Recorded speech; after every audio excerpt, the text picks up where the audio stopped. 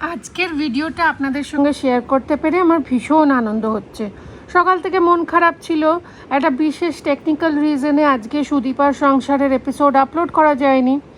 কিন্তু সন্ধেবেলা আমাদের পাড়ায় মানে বালিগঞ্জ 21 দুর্গোৎসব কমিটির পক্ষ থেকে একটা সুন্দর অনুষ্ঠান আয়োজন করা হয়েছিল। আমাদের খুঁটি পুজো ছিল আজকে, উল্টো রথের দিন। আদি ছোট ছোট বাচ্চাদের সঙ্গে এই প্রথম বাড়ির বাইরে রথ টানলো এবং রথ টেনে সবথেকে বড় কথা জগন্নাথ দেবকে দেখতে পেরে এবং বন্ধুবান্ধবদের পেয়ে, নতুন নতুন বন্ধু পেয়ে সে তো দারুণ খুশি।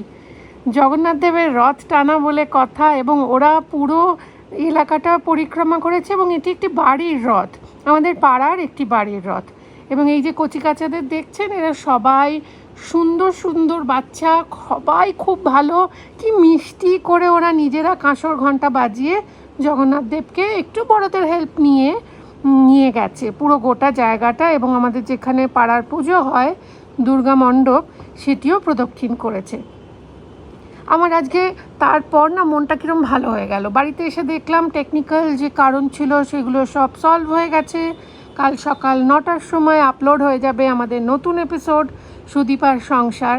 এবং সুদীপার সংসারে কালকে থাকবে একটা দারুণ মাছের রান্না, যেটা আগে কখনো খাননি। তাহলে আজকে যারা প্রথমবার দেখছেন আমাদের চ্যানেলটা, ইউটিউব চ্যানেলটা সাবস্ক্রাইব করুন, লাইক করুন, শেয়ার করুন। আর এই ভিডিওটা আপনাদের কেমন লাগলো কমেন্টে অবশ্যই লিখে জানান। সকলে ভালো থাকুন। কালকে সকাল ঠিক 9টায় আপলোড হয়ে যাবে সুদীপার সংসারের নতুন এপিসোড।